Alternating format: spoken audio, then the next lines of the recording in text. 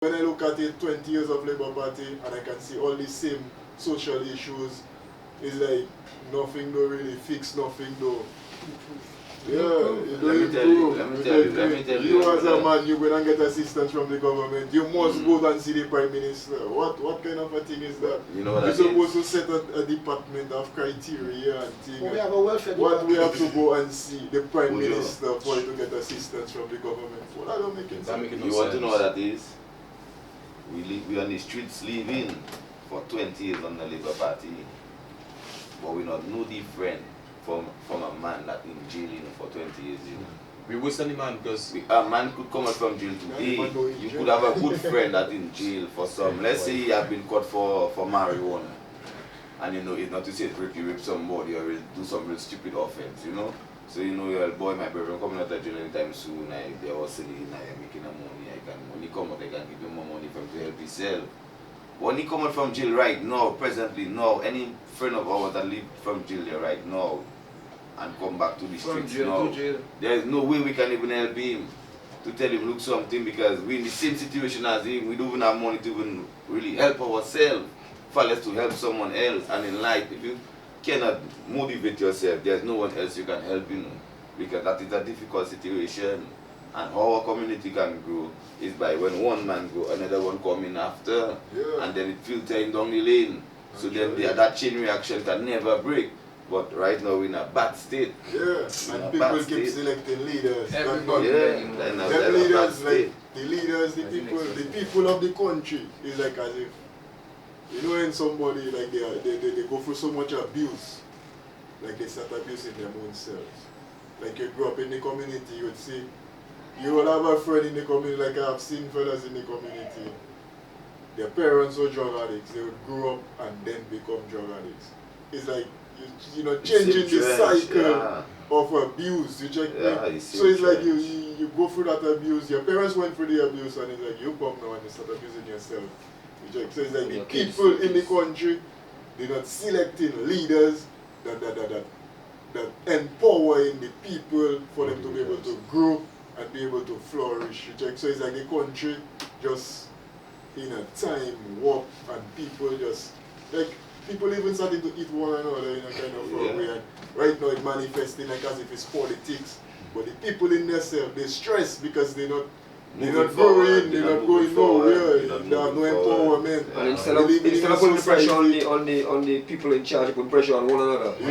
Because we live in, just take for instance Newtown. Newtown as a community has no institutions, no communal institutions where we can say, well, okay, boom, we had the fisheries before that used to pull the people together for economic gain.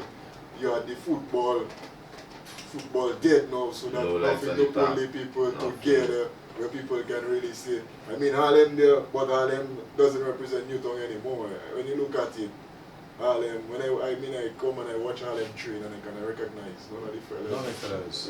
Come on. So it's like, and so many young boys in the community. Reject. And all them man sit down Montego Bay, what they doing? Reject me. My brother is like the place. Institution. No, so the future now, what you gonna prepare, what you gonna have for your kids, what you gonna see. It's like, and you watching that trend is like what is being replicated around the entire country. Yeah, man. So there now, people now they'll come and they'll tell you, boy, I'm gonna vote Labour for me to see what I get. But they don't looking at the society, there's no development. You cannot, what you gonna live for your children? How we gonna help your children? It's like we're leading ourselves over the cliff. I mean, in the end, all of us going to die. The people lose their self-esteem, man. Yeah, people have, like it's as if people have no hope. No they goal, lose their morals. They don't even want betterment for themselves. So you're watching yourself and it's just like... That's why we the people taking a stand for ourselves and for the next generation and for the people, because we can no longer leave it up to the politicians, because they in the parliament and talking and back and forth and for how long and nothing happening. And we don't see that doesn't look like anything complicated. Maggie. 10 years, Maggie. 10 years. Maggie, 19 years. Dominicans fighting to make a progress in their life. You want to try and build your house, you want to try and buy a land. You just there working from hand to mouth. You have taxes increasing on you as the second going by, and people's salary cannot increase. That is the fluctuation on the people, my boy. You cannot be doing wickedness to the people for 20 years. And you come and govern the people from in 2000 and from in 2000. You tell the people we're in an economic crisis. So some of the workers, like pot workers and some of the people, you ask them to cut their salary by half. Sacrifice. To make a sacrifice, and as soon as things get better, you're going to give it Up to to them. this My day. boy, Where from is yours? 20 years now, Here is their own. it cannot get better for you to bring back those people's salary, and you mean to tell me they will take you 10 years in government, but your salary is being increased by how much? 150%. Yeah, we will continue to stand. Boy. We will continue to push until the people at the helm deal with it. They acknowledge what we're asking for.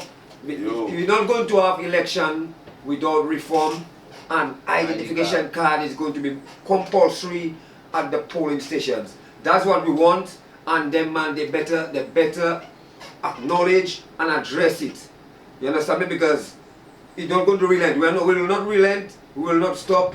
We'll continue to fight and push for our next generation to not face that thing we're facing now. We have to live it once and for all. Right now, the cup is overflowed. Yeah. You can't be living in a society that is in a corporate state like that, because look at the police station, which is compromised. You cannot get the police to do their due diligence for the people. You have guys escaping on all kind of stupid cases, but there you go, somebody might do something simple, even for a joint. They might hold a man for a joint in jail. A man kill a man, he out on bail. That level of corruption that need to stop, brother. It's a simple thing that come to mind. Yeah. Let us take a look at the prison system, as you say now. And look at stock farm, and let us look at the inmates. I bet you know, most of us here know people that have been to stock farm. Yeah, man. Are presently at stock farm. Cannot find nobody from the upper class at stock farm. No. Check me. Always the So poor it's man. like- The poor man, Only one that sector, feeling it. it comes like it's one sector of the society that do the crime. That Yeah. Have to fix it time. you check me. And it's your like white as people if- crime So high in your face. how is today. it these people cannot are not Facing justice. No consequences. They're Voila, not facing any you check consequences, and that's why they do what they do. yeah, so they So can these are always the get things that away. to be- You check. But back to These are that, the things that will back be to that, fixed. you see what you're saying there is so right, because look at that. Before, in 1979, I didn't live to see that I didn't born as yet. But from my understanding of Patrick John and the things that went through, at the end of the whole process, Patrick John still ended up being in jail for what? I understand it's probably for $15 or $14. Yeah, sometimes. You understand? So today, yeah. So if we can have a prime minister be in jail for some tax thing and really figure out his corruption, why today we have it in a larger? Brother Well, still. we making You understand? excuses. Why? For 1.2 wrongdoing. billion. eh? Why? Not $15 now, 1.2 Where billion. the Christianity in our people where it went to? I'd like we to know, my with our boy. own self. How I seen it. And when we with our own self. talking about the police is heavily compromised. We have a Heavily. commissioner of police who is inserting himself in multiple investigations. He is guilty of perversion of justice. But at the end of the day, who does the investigations for the people of Dominica?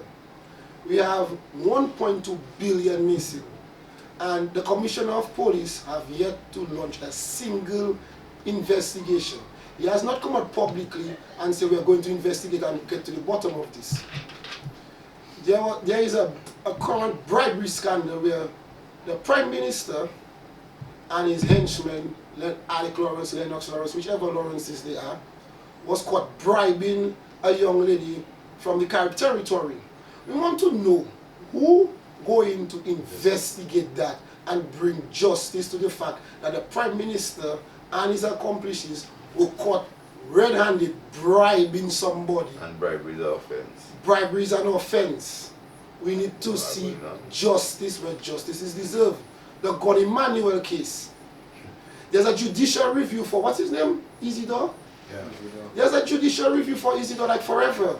Is the court system not going to do their job and bring justice to Mr. Gon Emmanuel, even if he has passed away? My problem with that whole Gon Emmanuel situation, how does the commissioner say that Dennis Shillingford confession is not credible and the police always taking information from convicted people as credible, take it to court or break it off, or get a warrant on a convicted person testimony and come in your house and take you to court and send you to jail? Why is it this particular situation that a former convict information is not good enough? The commissioner is guilty of perversion of justice, and we expect charges to be filed against him in the future. What I find is, we the protesters been protesting for 10 years for electoral reforms in Dominica. Nobody took us on. But one night we decided to make a statement. Now everybody talking. So now it is like we, the citizenry of Dominica, are the ones that pushing violence. No, we're not pushing no violence. We don't want violence in our country. We will have a peaceful protest. But in order to get attention, protests does always have to be escalated. Yeah. Because as long as you stand in there in peace, it means you can be ignored. And that is my stance on protesting on a certain level.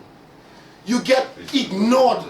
For 10 years, the government has completely ignored us because we stand quietly asking, sir, please can we have electoral reform? Sir, please can we have it? No more. We demanding now. We want electoral reform. We need electoral reform. And we need a stronger worded message from the OECS stating that it's not the people of Dominica who causing the aggression. It is the government and the president by not implementing voter reform who is causing violence to outbreak. State the statements correct.